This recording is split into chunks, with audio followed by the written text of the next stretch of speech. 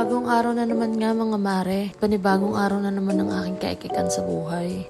Ngayon nga ay maaga akong naligo at magpapa-extension na naman nga ulit tayo ng buhok. Bale nga ay parating nga ang aking asawa kaya kailangan ay maganda tayo for today's video mga mare. At hindi ko na nga pala nakuna ng mga pangyayari at masyadong nagmamaganda ang person. Bale ito nga pala yung outcome mga mare. At kagigising ko nga lang ulit nan mga mare. At sa akin yung pag-aantay sa asawa ko ay nakatulog na ako. At nagayos nga lang ako ng kaunti at kanina pa pala dumating yung inaantay ko. At syempre, ang number 1 pasalubong ay kiss. Ayan, nung habol. Bali palabas nga din pala kami at may i-deliver nga daw siyang item.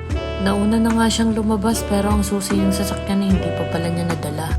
Baka nga sa mga oras na yan iniisip mong kakain na naman nga kami sa labas.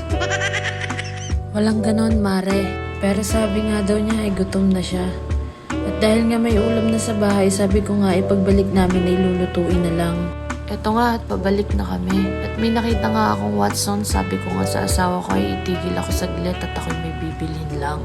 At hindi ko nga napansin na nasa likod ko pala at ang sabi niya ay nabudol ko na naman daw siya. Kaya sabi ko naman nga sa kanya ay huwag kang mag-alala at sa mga batang needs nga ang mga nabili ko. Di totoo yan. Bola lang yan. At pauwi na nga rin kami mga mare. At pagdating nga namin ay agad-agad na nga akong nagluto. At hindi ko na rin pala nakuna ng aming pagkain kasi hindi rin naman kami nagsabay-sabay kumain. Gawa ng tulog pa ang mga bata. Yun lamang po. Salamat sa panonood. Bali share ko na nga rin pala itong nabili kong extension sa Shopee mga mare. Sobrang cute na tuwa lang ako kasi may safety switch siya. Bumili nga pala ako kasi kinukulang ang person sa outlet dito sa nilipatan naming bahay.